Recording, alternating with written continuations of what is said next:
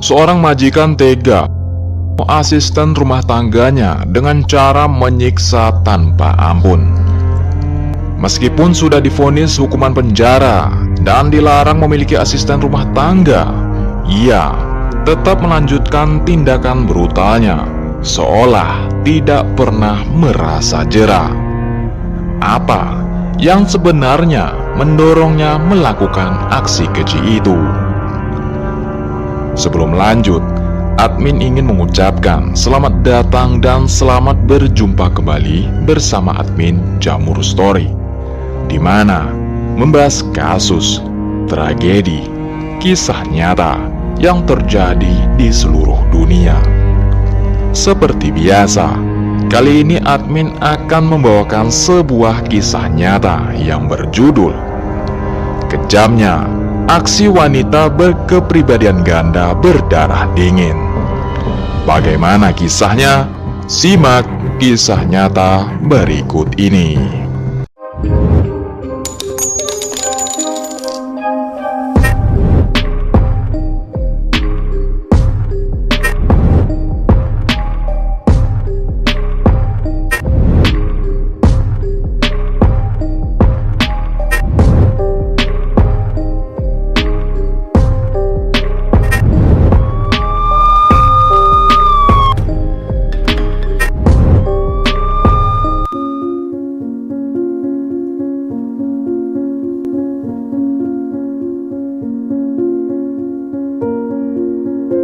Kisah nyata kali ini terjadi di Jakarta Barat, Indonesia pada tahun 2008 silam. Seorang wanita bernama Maria Ursula Tangguh, berusia 49 tahun, merupakan seorang ibu rumah tangga. Ia memiliki seorang suami yang terbilang sukses dan merupakan seorang dokter spesialis anak di Jakarta Barat. Mereka memiliki 2 orang anak dan kehidupan keluarga mereka tergolong kaya. Tragedi ini bermula pada bulan Agustus tahun 1992. Ketika Maria yang tengah hamil anak ketiga menyetrika ART-nya bernama Atun hingga meninggal. Maria ditangkap, diadili, dan divonis hukuman 4 tahun penjara. Setelah menjalani hukumannya, ia keluar dari penjara pada tahun 1996. Maria melanjutkan kehidupan serta kembali mempekerjakan ART untuk mengerjakan pekerjaan rumah tangga. Sayangnya tak lama kemudian, ART baru bernama Srini juga meninggal dunia.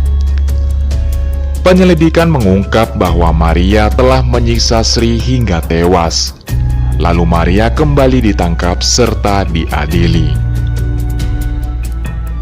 Ketika ditanya mengenai motif di balik tindakan kejamnya, Maria mengaku tidak ingat dan tidak tahu. Dokter ahli yang bersaksi dalam persidangan mengungkapkan bahwa Maria kemungkinan mengalami gangguan kepribadian ganda yang membuatnya tidak sadar saat kepribadian lain muncul dan membunuh ART-nya. Pada akhir persidangan, Maria dijatuhi hukuman 3 tahun penjara. Namun hukuman tersebut tidak diwajibkan karena ia dinyatakan menderita gangguan jiwa. Hakim juga memutuskan bahwa Maria tidak boleh mempekerjakan ART-nya lagi. Keluarga Maria memberikan kompensasi sebesar 30 juta rupiah kepada keluarga Srini. Dan sejak Desember tahun 1996, Maria dirawat di Rumah Sakit Jiwa Grogol, Jakarta Barat. Seorang dokter spesialis anak bersama istri dan anak-anaknya tinggal di kompleks perumahan Godoyan Garden di Kebun Jeruk, Jakarta Barat, sebuah kawasan perumahan elit.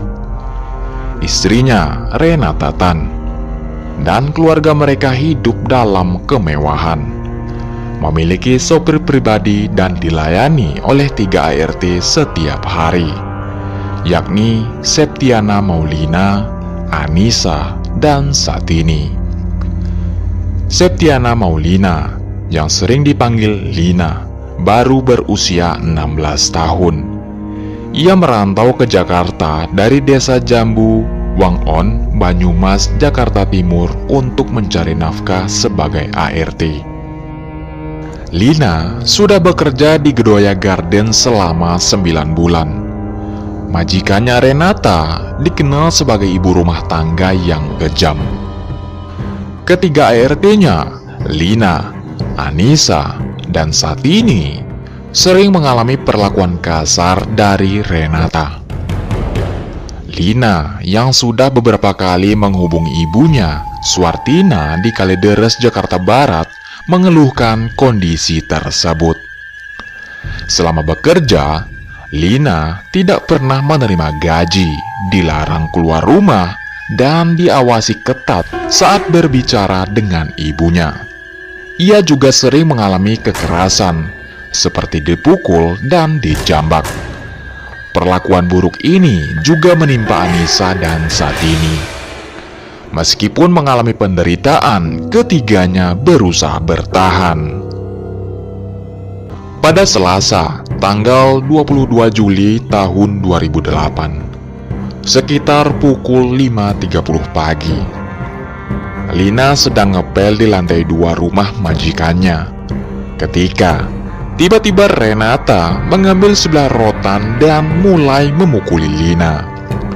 Lina menjerit, meminta Renata berhenti. Namun Renata terus menganiaya Lina, menjambak rambutnya, dan membenturkan kepalanya ke lantai hingga mengeluarkan cairan merah. Anissa dan Satini yang mendengar jeritan Lina segera naik ke lantai 2 dan menyaksikan kekerasan tersebut. Tetapi mereka tidak berani melakukan apa-apa karena takut. Gimana lah ini? Lina terkapar di lantai, tidak bergerak. Renata kemudian menyeret Lina ke lantai bawah melalui tangga, mengambil air panas dan mengguyur Lina. Namun Lina tetap diam. Anissa dan Satini yang menyaksikan kejadian tersebut dibentak oleh Renata. "Diam saja kalian, dia pasti kecapean dan pura-pura tidur." Setelah 1 jam menunggu tanpa tanda-tanda Lina bangun, Renata mulai khawatir dan segera menghubungi Ronald, guru les anak-anaknya yang tinggal di Kalideres, dan juga majikan Suartina, ibu Lina. Renata meminta Ronald datang, mengatakan, "Lina jatuh dari tangga rumah." Pada sore hari, Ronald tiba dan memeriksa Lina yang tidak bergerak. Setelah pemeriksaan, Ronald menyarankan agar Lina dibawa ke RSCM. Bersama sopir, Renata membawa Lina ke RSCM dan tiba di sana sekitar pukul 9 malam. Namun dokter menyatakan bahwa Lina telah meninggal beberapa jam sebelum dibawa ke rumah sakit. Setelah kembali ke rumah, Renata langsung mengancam Anissa dan Satini, memaksa mereka untuk diam dan menyuruh mereka mengatakan bahwa Lina meninggal karena jatuh dari tangga. Dalam ketakutan akan keselamatan mereka, Anissa dan Satini nekat melarikan diri dan melaporkan kejadian tersebut ke polisi. Polisi segera mendatangi rumah Renata di Gedoya Garden dan menangkapnya. Ternyata Renata adalah Maria Ursula Tangguh, wanita yang pada tahun 90-an pernah membunuh ART-nya. Ia divonis 4 tahun penjara karena membunuh ART-nya Atun. Dan pada tahun 1996 divonis 3 tahun karena membunuh ART-nya yang bernama Srini. Namun Maria hanya dimasukkan ke rumah sakit jiwa karena dianggap mengalami gangguan jiwa. Orang kayak gini buat ulah aja. Setelah menjalani perawatan di rumah sakit jiwa selama setahun, Maria Ursula Tangguh bebas dan kembali ke rumah. Mengganti namanya menjadi Renata Tan. Meskipun hakim tidak memperbolehkannya mempekerjakan ART, Renata tampaknya tidak peduli. Pada tahun 2008, ia mempekerjakan 3 ART sekaligus, Lina, Anissa, dan Satini. Seperti kebiasaannya, Renata kembali menyiksa ART-nya yang mengakibatkan kematian Septiana Maulina. Awalnya, polisi hanya mengetahui nama Renata sesuai KTP-nya. Namun, seorang penyelidik mengenali Renata sebagai Maria, wanita yang pernah membunuh ART sebelumnya. Saat diinterogasi, Renata menjelaskan dengan tenang bahwa ia menyiksa ART-nya karena Lina dianggap malas, lambat, dan sering berkelahi dengan ART lain. Renata tidak menunjukkan penyesalan dan merasa tindakannya adalah hal yang wajar. Ketika polisi menanyai suaminya, seorang dokter spesialis anak, pria tersebut mengaku tidak mengetahui aksi kejam istrinya.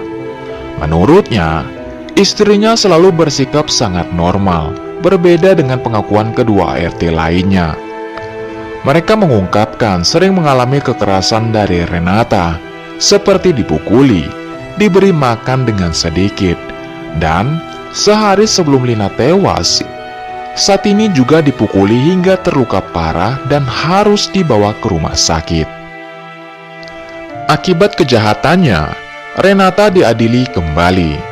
Jaksa menuntutnya 20 tahun penjara, dan ia mendekam di rutan Pondok Bambu, Jakarta.